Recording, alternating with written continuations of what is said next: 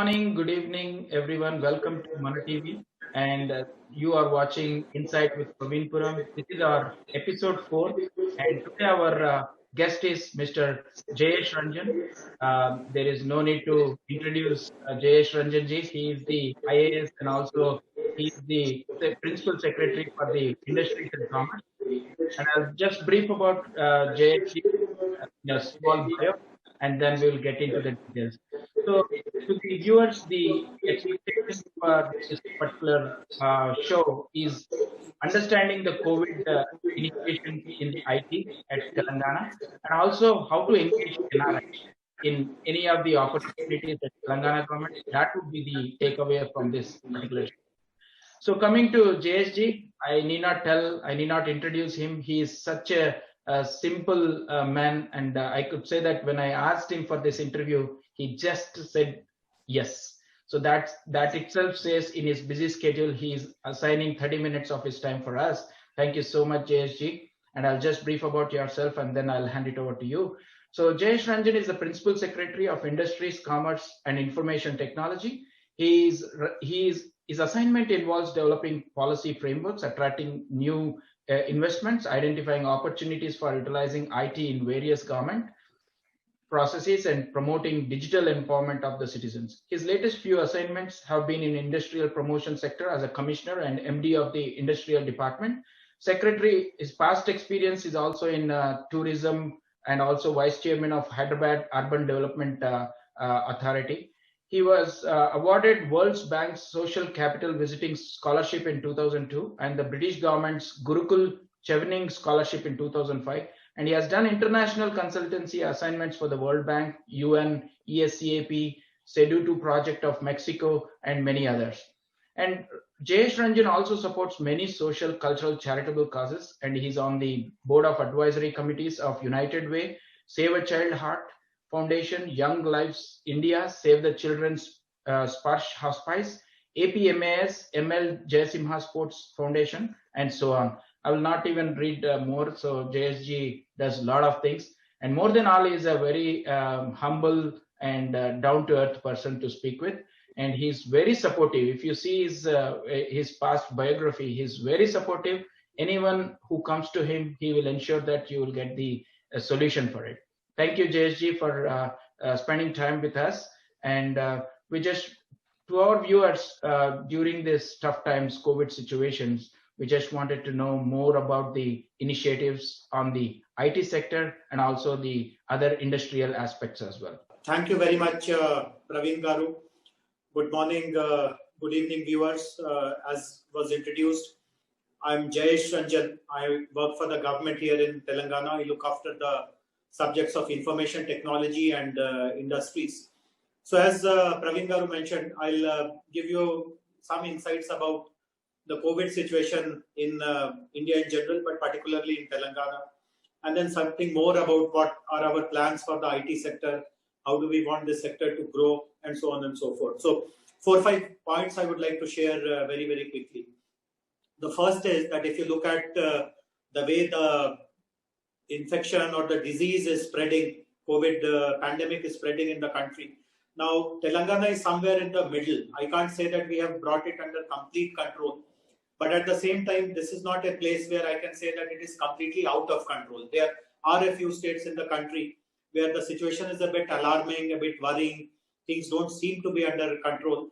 But in Telangana, I can tell you with lots of authority that things are under control, but not completely gone. So, for instance, if you look at the number of new cases that are coming up in Hyderabad, this is a big success story.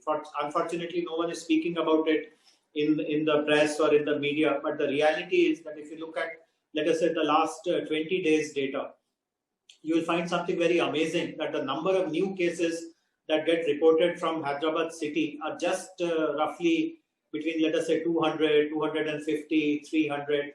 And if you look at comparable cities, let us say Delhi, Bombay, Bangalore, Chennai, they are many, many times more than Hyderabad. Of course, in the rural parts of Telangana, new cases are quite more.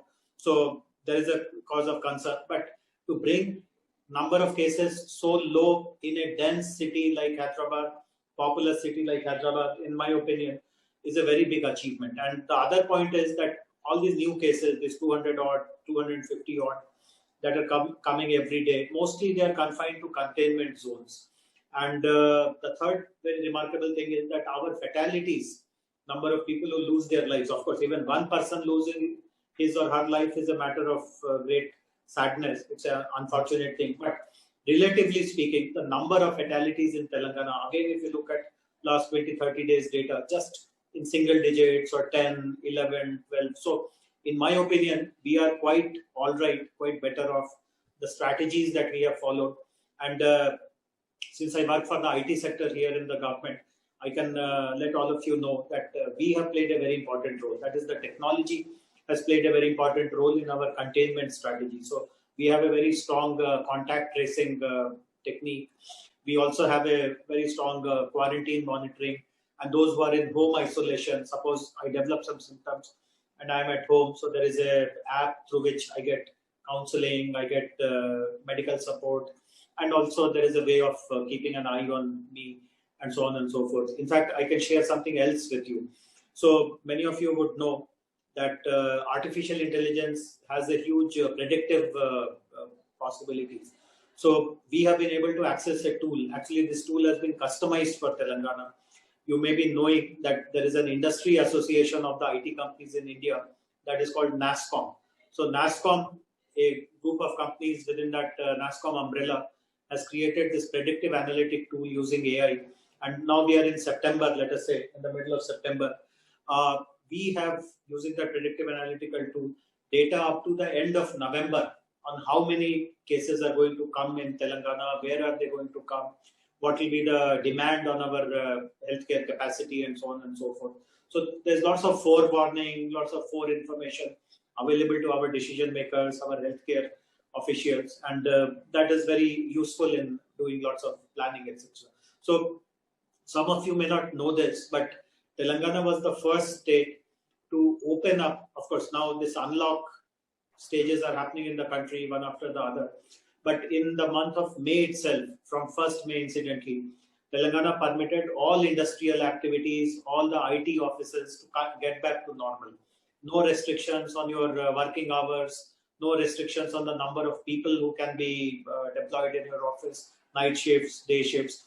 And the reason why we were able to take such bold decisions is that we had that benefit of that tool, which had given us this alert that no new cases are going to come where our industrial parks are located, where our IT cluster is. Many of you would know that the premier IT cluster in Hyderabad is in an enclave called Cyberabad. So the predictive tool was very clear that Cyberabad will not see cases, industrial parks will not see cases. And with that confidence, we opened up all these industries and IT industry, etc. And as I said, everything was opened up in May itself, and now 3 months have gone by, and we have not seen any mass outbreak of cases in these places. So our strategy that way and the subsequent action which followed as per the strategy, they have stood the test of time. The other point which I wanted to share with you, again in response to what Praveen Garu mentioned. Now, obviously, all of you are in the US. The economy there has also been impacted by this pandemic. India is no different. Economy has been hit very, very badly. Different sectors of economy have been hit very badly. So I'll speak about 2 points now. One is that the IT sector itself. Now, if you look at the IT sector, the impact is not as much as it is there in, let us say, the hospitality sector or the automotive sector. The IT sector is relatively quite intact. In fact, by and large, we don't see too much of turmoil in the IT sector at an aggregate level. But if you do a little bit of a micro analysis, we notice 2 things. One is that there are within the IT sector, of course, when we use the term IT sector, we use it in a general way. But all of us know that IT mid-scale companies, small companies, and what we notice is that many of these small companies and mid-scale companies, particularly those who had clients in some of the sectors which themselves have been disrupted quite badly, there is a little bit of a question mark about their sustainability. They are unlikely to get as many projects or as many clients as they would have got in the previous years. Similarly, the size or the ticket size of their projects are going to go lower. So there is a little bit of sustainability issue, revenue streams of these small and mid-scale companies. Then there are startups. All of us know that technology startups are also very important, both in the US and in India. And there are many tech startups who are doing amazing work. But again, because of the overall disruption, some of the startups have got a bit lost in the present scenario. So government has taken a number of decisions. Now, one is that as a part of post-COVID recovery, we are very clear, this trend is very, very evident, that digitalization is going to play a very important role. Whatever sector you are in, when you are going to revive your industry or your sector, digitalization will be a very key driver, which means that lots of IT companies will get opportunities to contribute to that digitalization process. One very important decision that we have taken in Telangana is that the government itself should take the lead in digitalization process. We have so many government departments.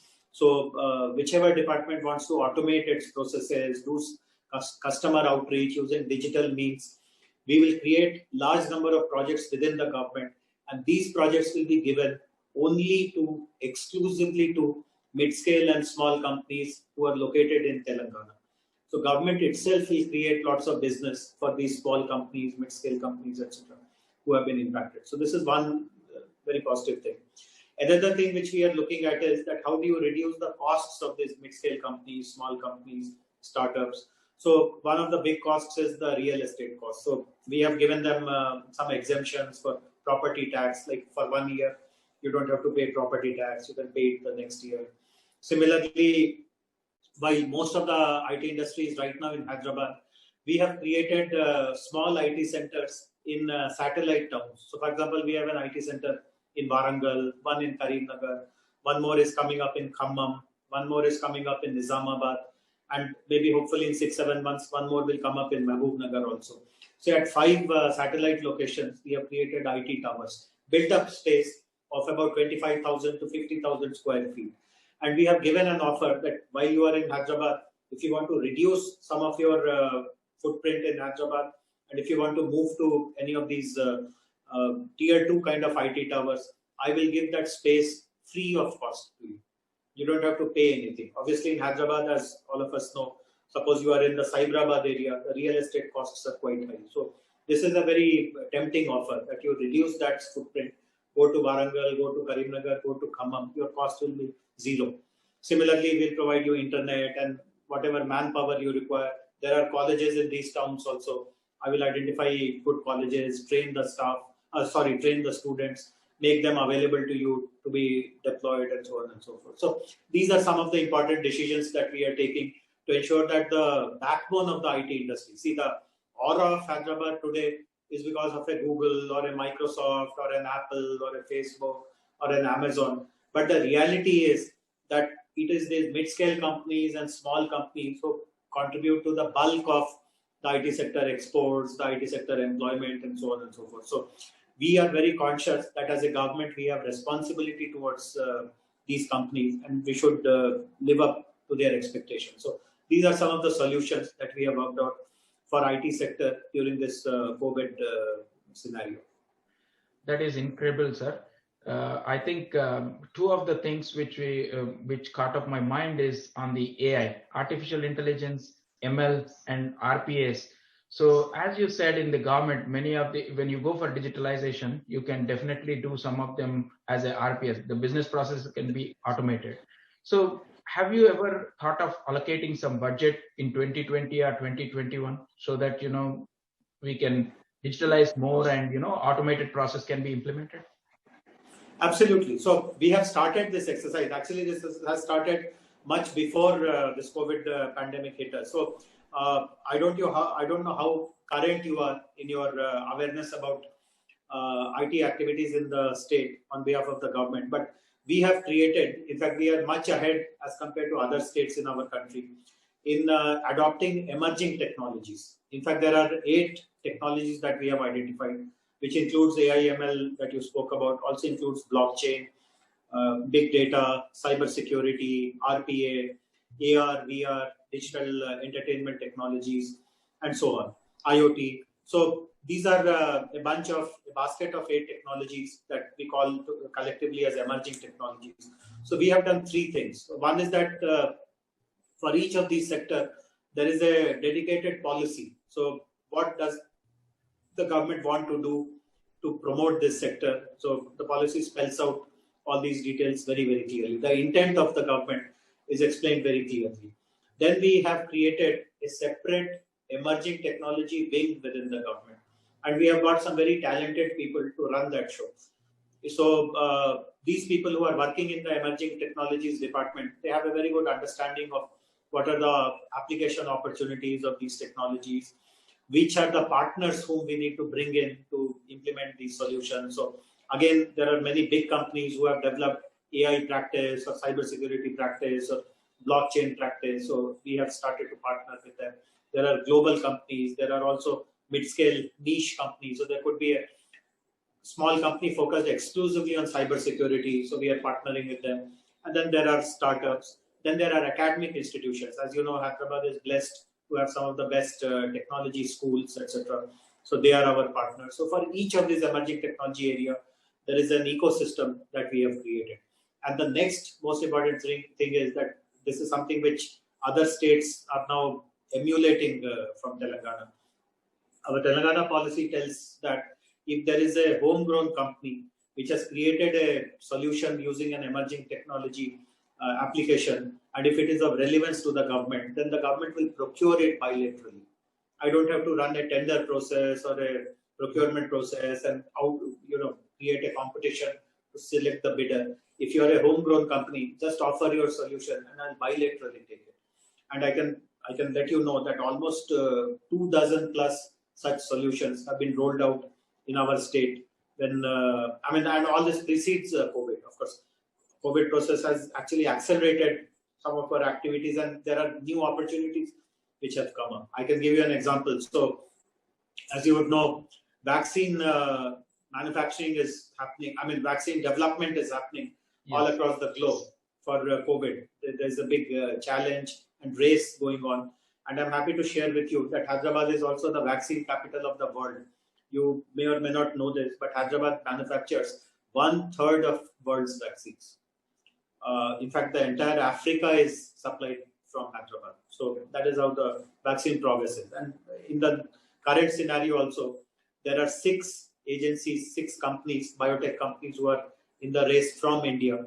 4 of them either have their R&D or manufacturing facility in Hyderabad. So we are very confident that the new vaccine, as and when it comes, there will be a Hyderabad angle to it. But thinking ahead, what we have now started doing is, developing is, we want to also ensure that there is a traceability, tracking and traceability of all the vaccines. Tomorrow, no one should start selling spurious vaccines or something which is not legal, etc. So we have started developing a blockchain solution so that tomorrow, when mass production of vaccine happens, we are able to secure every dose of vaccine using blockchain, so that this tracking, traceability, ensuring that there is no manipulation. So the entire distribution system becomes streamlined. So lots of amazing applications of emerging technologies are happening in our state of Telangana. Lots of insights, sir. It is incredible that the government is doing a lot of initiatives under the leadership of KTR and KCR Garu. We always follow KTR Garu because he is a young and dynamic minister. I really admire him. I met him when I came to India too.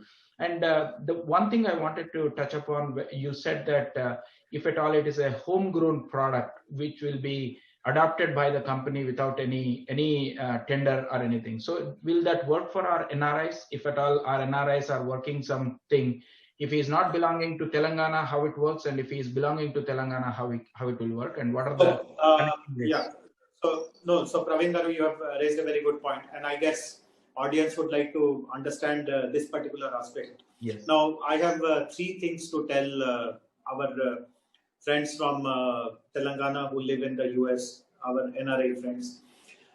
Point number 1 is this.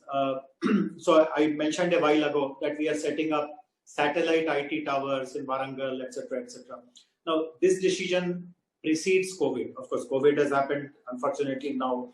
But this decision of ours to create IT centers in smaller locations is a decision which has been taken almost 3 years ago, keeping NRIs' interests and requirements in mind. What we learned was that Minister KTR Garu, myself, we have been traveling to the US quite frequently. We have been there in the last 5 years, at least 4 or 5 times.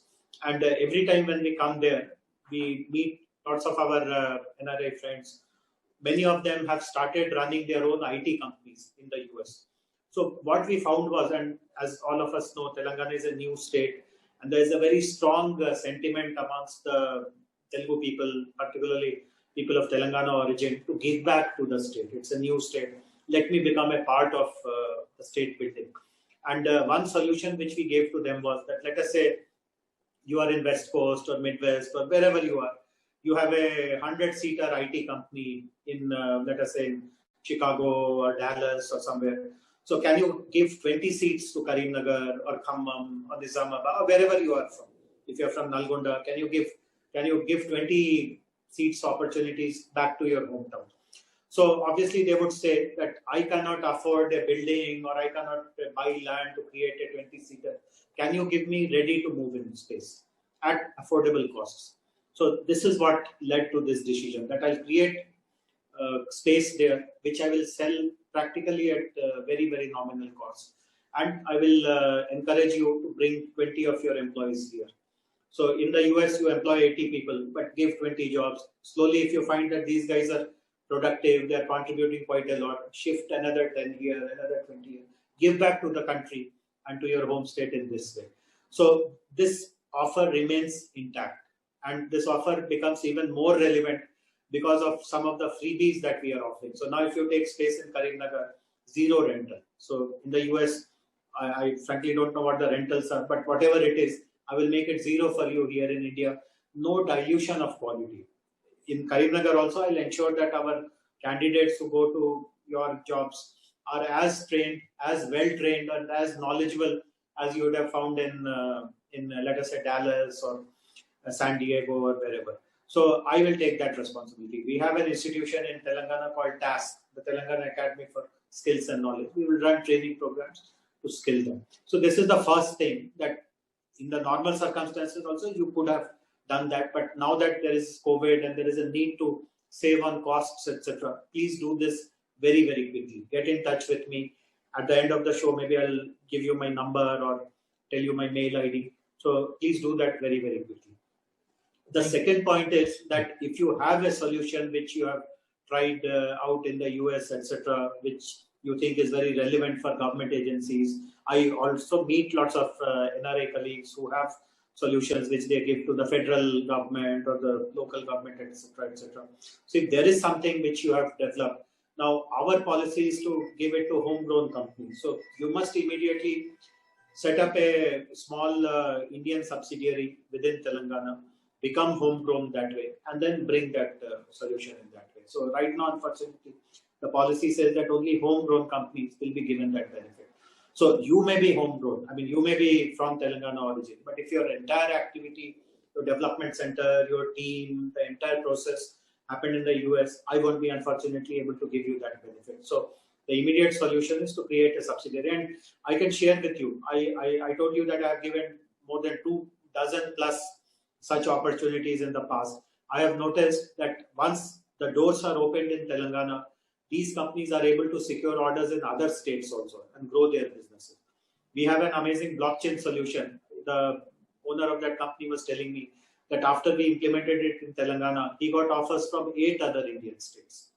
And India, as all of us know, is a huge country, growing demand. So no harm, at least it makes lots of business sense to come here and to do these kind of things. So this was the second point for the NRI community. The last point which I would like to share with the NRI community is to also participate in post-COVID recovery of the economy in whichever voluntary, charity, philanthropic way that you can do. The economy is particularly at the bottom of the pyramid. You must have read about all these things. You must have watched it on television, how migrant workers in hundreds and thousands were kind of, I mean, there was so much of distress. They had to physically walk back to their hometowns, and lots of people's lives and livelihoods.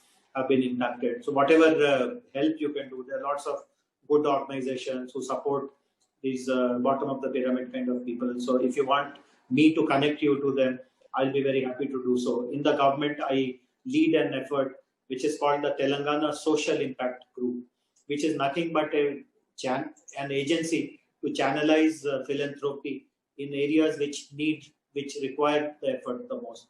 One of the very important areas these days is school education. I'm sure all of you know this, that we have not been able to resume government schools, and we have also not been able to provide online classes to the government schools because there are many children, again hundreds and thousands of children.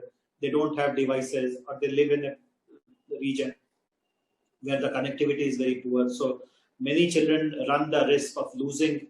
We do not know till when this situation will prevail, but at least 1 year for sure, a very vital year of their education process. So if any kind of support, donation, charity that you can make, that we'll be grateful to you. So 3 key messages for NRI friends. Number 1 is to look at opportunities of setting up something small in these satellite IT centers. Second is, if you have something to offer, a solution, this application, a product, get in touch. We'll be very happy to onboard it, but you'll have to create an Indian subsidiary hosted in Telangana to do that. And third is to participate in any kind of philanthropic effort, which is very needed. And what is most needed right now is to help school children coming from very poor families resume their education. I think this is a great insight, and I think you have given all the opportunities to the NRIs where they are looking for, and definitely will be in touch for any of the help as well. So coming to the last 2 points I'll touch upon, and then we will close the show, sir. And one is on the security. So the countries like US also are facing a lot of threats on the cyber security. And during this time, everyone is virtual, right? So the schools are virtual, especially on the kids who are low, they might click something unknowingly. So how these cyber crimes are happening, are any strategies around that? Yes, Praveen Garu, you are very right that as more and more people adopt digital, people who had never had any opportunity to attend online sessions or do their activities digitally are now forced to get on digital bandwagon. And obviously, many of them are not very aware, many of them are not very educated in a digital sense. So sometimes they get a spam mail, but they will believe that they have won some lottery and they click on it. And obviously they get trapped, and we know all those stories. Another very common fraud which is happening these days is that digital payments has become quite common now. And lots of new users are getting into digital payments. So there's a particular fraud which is happening in large numbers called KYC fraud. So you'll get a message that some X company which has a digital payment solution wants to do your KYC. So tell your name, tell your phone number, tell your bank account number. And finally, in that flow, they ask for your password also. And you are just randomly giving answers, and you don't realize that your password a very private and a very confidential information. And obviously, you are scammed and you lose money. So these things have become very common. So we are starting. I mean, we have already started campaigns on awareness, on cybersecurity education. Similarly, with the help of NASCOM, we run a cybersecurity module for children who are now doing digital learning, because there is lots of threat, as you rightly said, that they can be misguided into some kind of websites, etc., where they should not be. So we are conscious of this fact, and we are making efforts, but obviously it has to be done at a very high level with lots of intensity and well targeted. And we have made a beginning, but we will be doing more of it as days go by. Thank you. Thank you. Last other topic is on the LRS there. So most of the viewers have been reaching out to me how this works and how that works, if we can ask questions and all those stuff. So I thought I'll put this question to you on the LRS, but again, anyway, I will have a subsequent another show to detail on the LRS. So what an incredible idea the government has on the regularization of land. This also gives the details of land at one position, like US or any other country. So can you throw some light on the LRS and challenges, especially NRIs? See, LRS is a scheme which is basically meant for buyers, see, many people, particularly NRIs, with the interest of eventually having a footprint in their hometown or home state also, they buy some plot, but they don't know the background of the developer or the builder and whether he has all the approvals or permissions or not. Many of the builders sometimes fail to get proper approvals, permissions. They need to be penalized, but the risk is that an innocent buyer has taken a plot not knowing what the background of that plot is. And if I put penalty on the developer and the builder, the collateral damage happens on the buyer, which is unfortunate. The buyer has done it in good faith, good judgment, and unfortunately, property transactions, etc., don't have that kind of transparency which you are used to in the West or in the US for that matter. So, in good faith, you go ahead and invest, and then you realize this is some disputed layout, there is some shortfall, approvals did not come, and they will not get power supply, they will not get water supply, and you feel so helpless. You have invested, but now you are told that everything will be irregular, nothing will be approved. So this is a very good solution. But there are certain caveats and there are certain conditions. So government has very recently issued a clarificatory GO just about 3-4 days ago. I would request people to look it up on the net, which gives lots of FAQs kind of answers on which kind of layouts will be approved, what is the last date of filing your approval application, what is the fees. I'm again happy to share with you that on public demand, the fees has been reduced quite drastically. When LRS scheme was introduced earlier, there was a risk that the fees will be a big deterrent. People will not come forward because you have to pay quite a lot. But now the government has taken a very wise decision that the fees will be linked to what were the registration prices when the layout was first developed. So fortunately, it has been made very user friendly, and I would request people who have bought plots in these kind of layouts to kind of compel the developer to apply under LRS, get the regularization, and government will be able to thereafter give all approvals, permissions. You'll get water connection, you'll get electricity, you will be able to register that plot in your name. You can sell it tomorrow, you can mortgage it.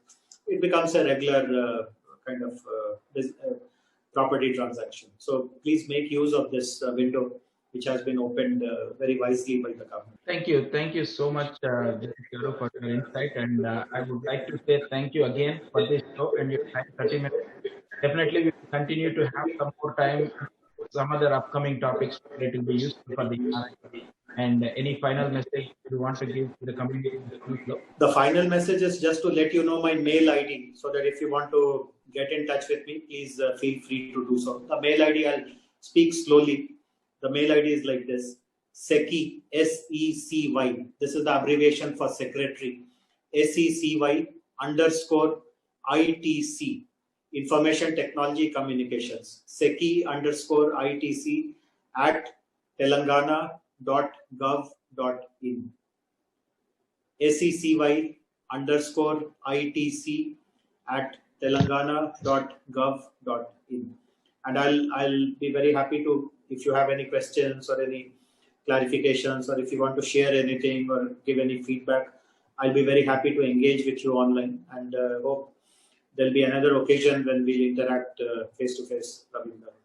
Very nice answering your questions and sharing some details about the work we do here in Telangana. Thank you so much, and have a great day. Thank you.